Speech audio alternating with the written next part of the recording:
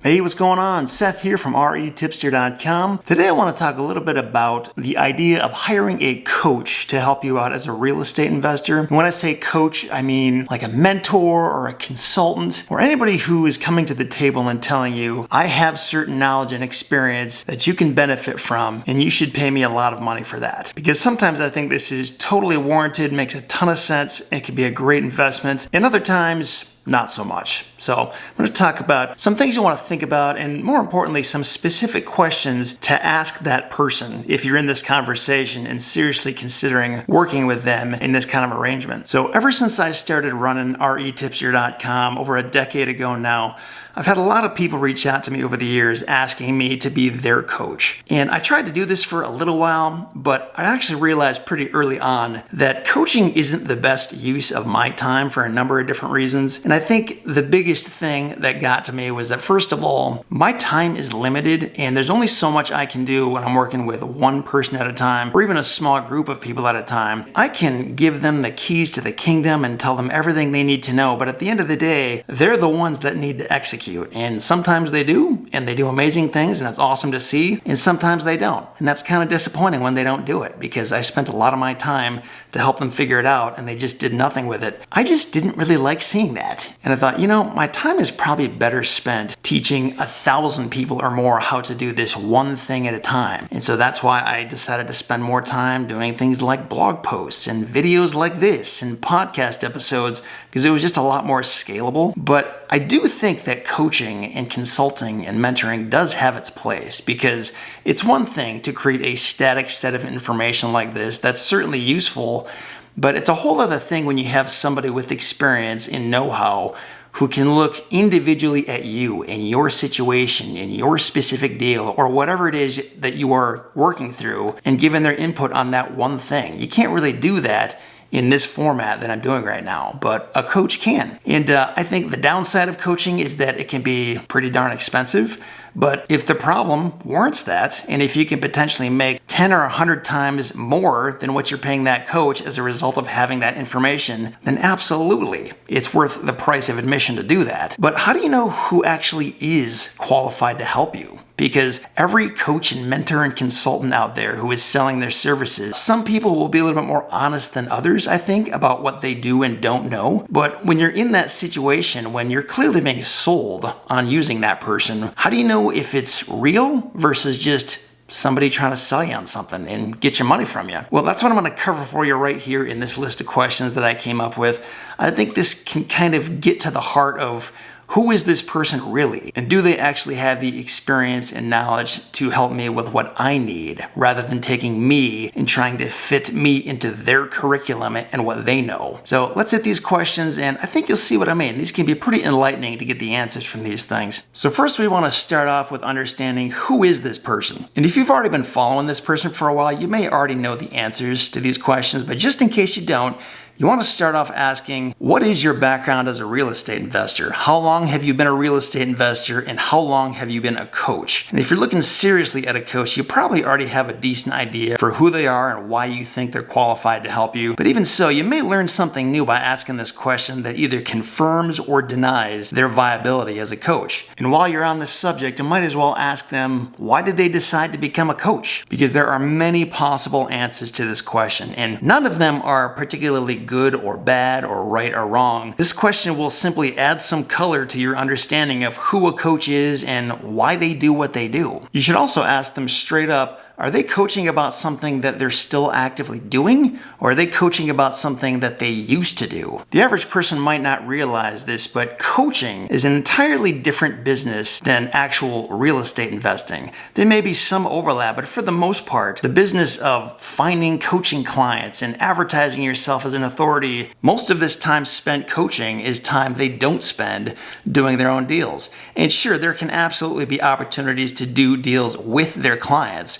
So it's not like it's a completely exclusive thing that has no overlap. But still, most of the activities of a coach don't directly correlate to finding and doing their own deals. So it's just important to ask, how active are you still in this business on your own? Is it something you're still doing, or something that you have head knowledge from 10 years ago and that's what you're teaching me? Now, the next few questions are all about their expertise as a coach. You could start by asking them if they can provide any references or testimonials from other people who have worked with them and have found success. Now, a lot of coaches will already have this stuff plastered all over the website, and if they don't, they probably should. But just in case they don't, you can always ask for this stuff just to confirm, has anybody succeeded with this person? If so, what kind of results did they get? How long did it take them? How much did it cost them to do this? That kind of thing. And one thing to keep in mind with this one is that most real estate coaches are masters at self-promotion, because they kind of have to be. If they don't know how to make themselves look and sound good to potential clients like you,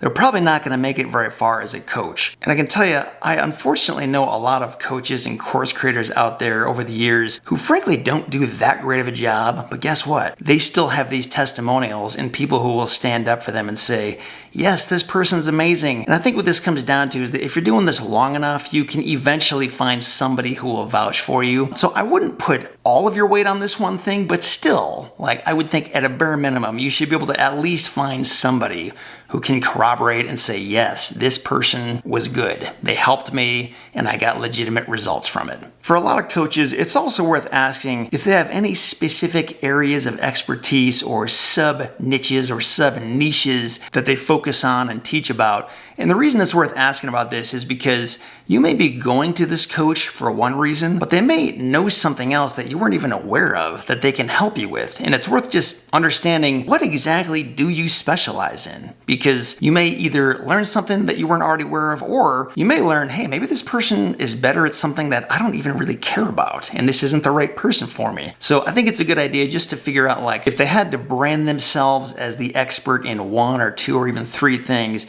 what would those things be? And is it really in alignment with what you're trying to learn? Some coaches focus on one very specific thing, so they go deeper rather than wide, and other coaches have a very broad list of things they can help you with, so they go wider than they do deep. And sometimes a coach may have certain areas of expertise that you aren't even aware of yet. And this question will just help you understand who you're dealing with and what they can do for you. Another worthwhile question to ask is just straight up, what are you not qualified to help me with? And I think this is an essential question because any honest person should be able to tell you at least a handful of things that they are not an expert in. What you're looking for here is an honest assessment of where this person fits into your plans and goals, if they fit at all. A good, successful coach with a good track record shouldn't need your business in order to survive another day. They should have plenty of clients lining up to work with them. So if you find that somebody's saying, yes, yes, yes, I can do it all, to the things that you're asking them about without any admission of where they aren't the best, then it's probably time to pause and reflect and maybe do a little bit more digging about what this person actually knows. Now, in our next set of questions here, what we want to do is set some expectations, mostly for you, so that you understand who this coach is and what it's like to work with them. Because a lot of times you can go into a coaching relationship assuming it's going to work one way and assuming that you're going to have certain amounts of access to that person in certain ways at certain times, but that's not really how it works. So this is your chance to figure out, how is this relationship actually going to work if this proceeds? So one important question to ask is,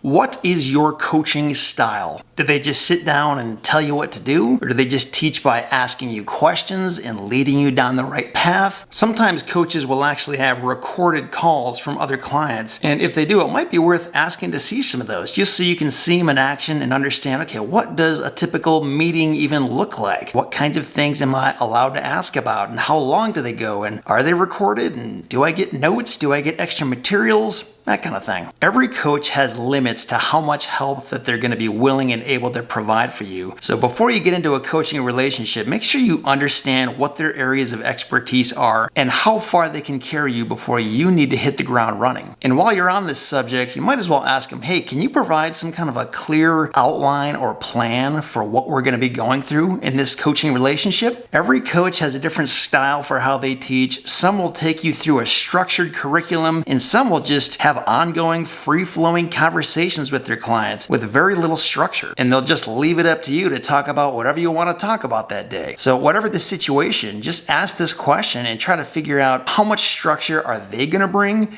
and how much structure do I need to bring to these meetings. Another important question to ask is, how much access will I have to you during this time together? How often am I going to have access to you, and how quickly should I expect to hear back from you? Some coaches communicate with a single medium like email or Slack or phone, and some of them will give you all kinds of different ways to contact them. Some people limit themselves to certain hours of the day, or maybe even 1 hour a week, maybe even 1 hour a month. Some people will just leave it completely open-ended, and you can contact them anytime, day or night, 24/7. So it's a good question to ask, just to figure out how much access do I really have to this person. And when I have questions, how quickly am I going to hear back? Are they going to be super attentive, or will they just get to me if and when they have a chance? Another good question to ask, and this may be surprising to some, is simply asking, who will I be working with as my coach? Sometimes it's just assumed that the person you're talking to is your coach, but that's not always the case.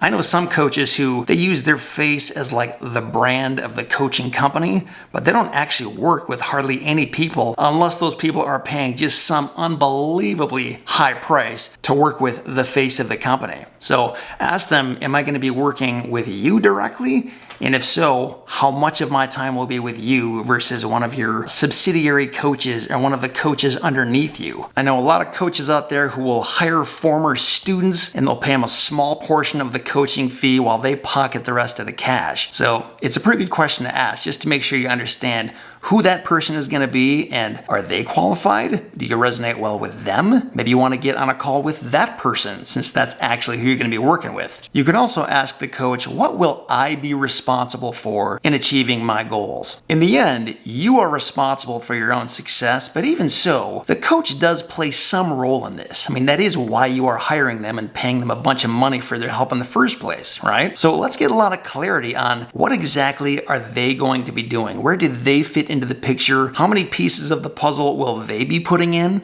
And then how many more pieces do you have to put in to complete the thing? The key is to understand where their work stops and where your work starts, and in what areas do they overlap. Understanding this upfront will help you avoid a lot of unnecessary frustration if that coach doesn't end up doing what you expected. Another super important question to ask when you're getting into any new business, whether you're paying for a coach or paying for a course or any other number of things that's helping you learn a new business, is to ask them, what other costs will I have to pay for outside of your coaching fee? Because make no mistake, the cost of a coach is only the beginning. Make sure you understand all the costs you'll have to cover in order to reach your goals and objectives. That includes software, services, other educational materials, and anything else it's going to take for you to cross the finish line. Believe me, you don't want to start something if you're not going to have the money to finish. You can also ask, how much of my time is going to be required to accomplish my goals? This is something I see so many people overlooking. They see the goal and the objective and the finish line and where they want to go, but they don't factor in how much time it's going to take to actually implement and do this stuff. And everything worthwhile takes time to get it done. It's similar to the money issue, where any realistic success plan will probably require a sizable amount of your time as well. This is a good opportunity to get that coach's best estimate for how much time you should plan to dedicate to reaching your goals. You can also ask, how will we set goals and track my progress? Anything that gets measured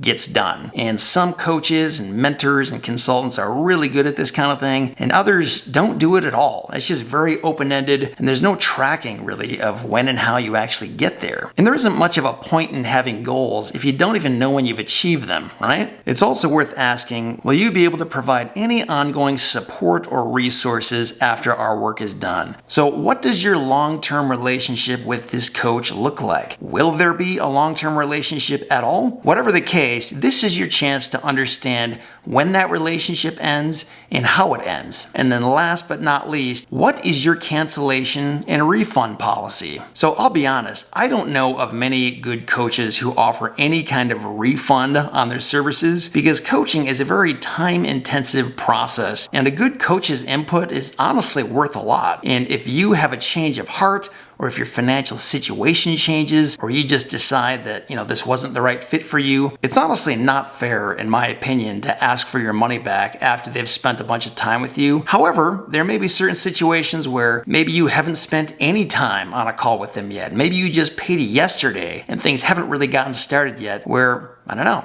maybe a refund is warranted. But whatever the case, if they have a refund policy or not, it's a great idea to ask that question before you send them any money, just so you know, is that money completely gone the second it's sent over, or is there any circumstance or situation where I could get some or all of that money back? Now, if you're on the fence about this, if you think you might want a refund for any reason, then honestly, I just wouldn't get into coaching in the first place, because this is the kind of thing where you want to have absolute confidence in that coach and in your own ability to execute and move forward and make it happen. So if you have a lot of questions or doubts in your mind about that, then it might be a better idea to start with something free, or maybe start with something cheaper, like a course. But whatever your situation or philosophy is on that, it's a great question to ask, just to make sure you understand how that works with this particular coach. So now that we've been through all the questions, I'll just point out one thing, is that it's probably not fair to expect perfect answers to all of these questions, because every coach has their limits, whether it's their time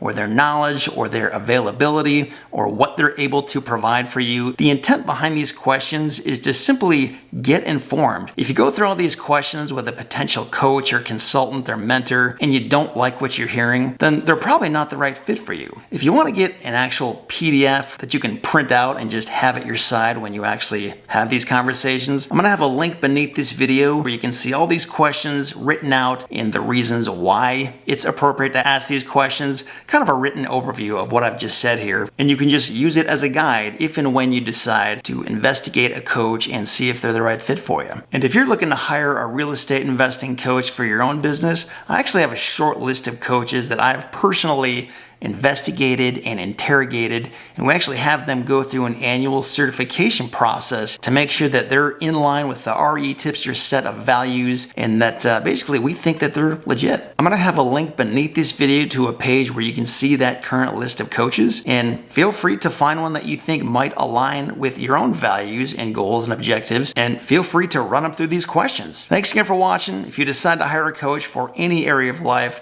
I wish you all the best, and I'll talk to you again soon.